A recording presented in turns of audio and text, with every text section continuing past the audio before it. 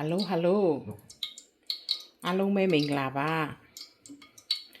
ကဲဒီနေ့တော့အမတော့မနက်စာလေးချက်ဖို့အတွက်လုပ်ထားတယ်ဒီမှာဝတ်တာတုံးထပ်တာမာတာပင်းငပြာရီဒီနေ့ဒါတရုတ်ရှာကောပါကောဘောနော်ဒါလေးနဲ့ပဲယူလေးပဲချက်မလို့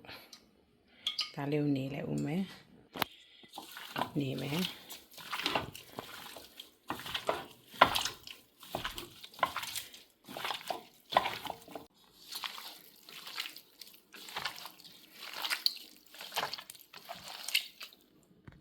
ကဲ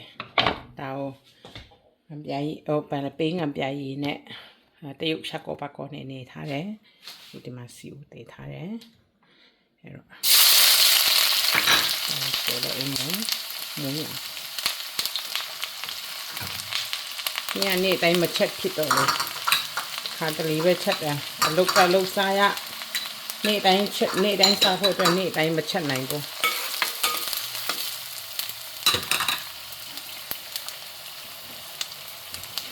ပြင်ပန်းလို့လေပြင်ပန်းလို့နေ့တိုင်းတော့မချက်နိုင်လို့တစ်ခါတလီပဲချက်တယ်တပတ်မှနှစ်ရက်လောက်ပေါ့နော်အကြောင်းချင်းချက်တဲ့ချိန်အတီးအရွက်ကိုတိတ်မရောဖြစ်ဘူးဟိုကနေ့တိုင်းပြန်နွေးစားရတော့လေစားခံနေချိန်ကျရင်အရွက်လေးတုတ်အရွက်ကြော်တစ်မျိုးနဲ့ပေါ့နော်အဲ့လိုမျိုးနဲ့ပဲခင်းကိုအတီးကဒီလိုအသားငါးတစ်ခုကိုနည်းနည်းများလေးချက်ထားလိုက်တာ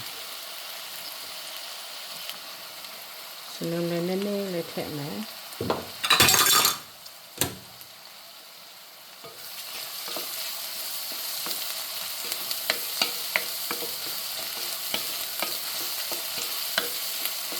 နေ့တိုင်းမချက်နိုင်လို့တစ်ခါတလေပဲချက်တယ်အသားကိုနည်းနည်းများလေးချက်ထားပြီးတော့အဲ့ဒါဟို3-4 ရက်စားရတာပေါ့စားခံနေချင်းအရွက်တုပ်လိုက်အရွက်တစ်ခုကြော်လိုက်အဲ့လိုမျိုးလေးပေါ့နော်အဲ့လိုနဲ့ပဲနိုင်ငံခြားမှာထရှင်းနေရပါတယ်ကွယ်ကဲခုတော့ဒီမှာတတ်ထဲတော့မယ်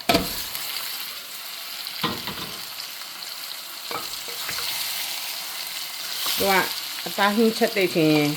တစ်ခုရောလိုက်ပြီးဆိုရင်အကြိုင်မခံဘူးဟိုအာလူရောနဲ့မကောင်းအရွက်တွေရောပြန်တော့လဲတော့2 ရက် 3 ရက်စားလို့မရအောင်အရွက်တွေပါတွေတစ်ခုနဲ့ရောပြီးဆိုတော့အဲ့ဒါတနတ်စားပဲရတယ်သူကတိမ့်ထားလို့မရအောင်သူကအသားကြီးပဲဆိုတော့အသားကိုချက်ထားလိုက်တယ်ပြီးရင်စားကိုသမင်းစားခံပြီးဒီမနေ့ညပေါ့နော်သမင်းစားခံပြီးဆိုတော့အရွက်တစ်ခုလေးကြော်ရင်ကြော်တုတ်ရင်တုတ်ပေါ့နော်ပြီးရင်ခင်းရည်လိုလွယ်လေးချက်ပြီးတော့မှအဲ့လိုနဲ့ပဲထရှင်းနေရပါလေကွယ်နိုင်ငံခြားမလွယ်ဘူး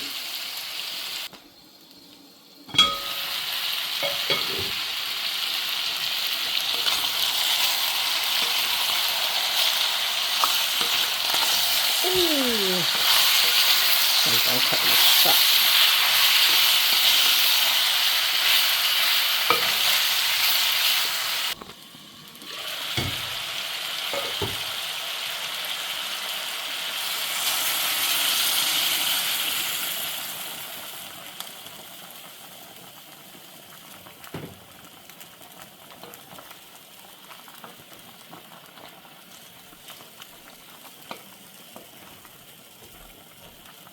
နေ့တိုင်း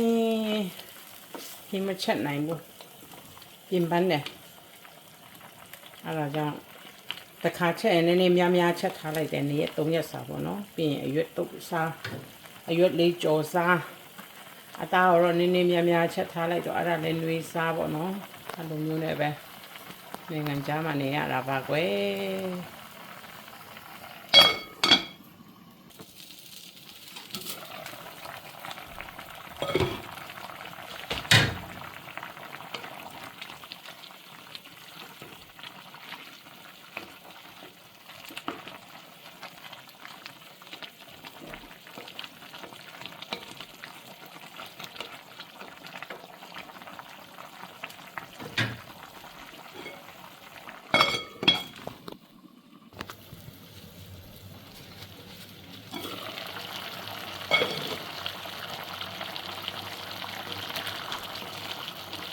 ပေးရ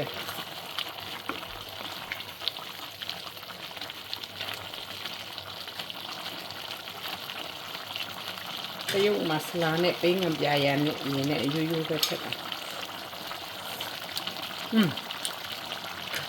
ဟုတ်တယ်ဒါပေးငံပြရထက်တယ်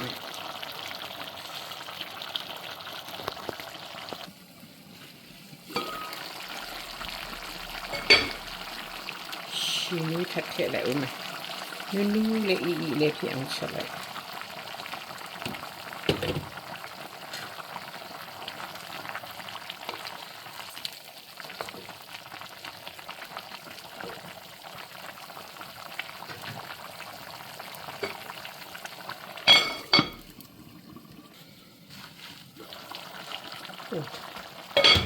ရှင်ခံတယ်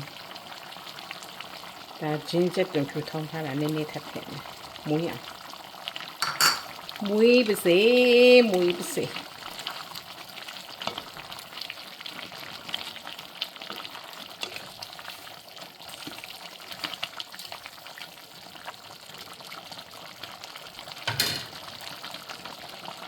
ဒါချက်တွင်ကြော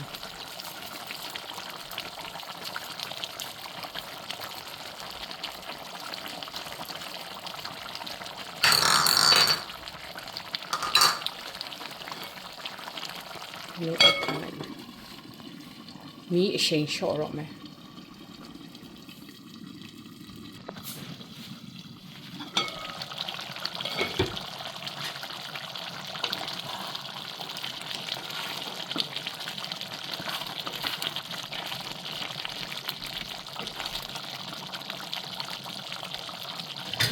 ဗီဒီယိုအနေနဲ့ share သွားပြီကြာလို့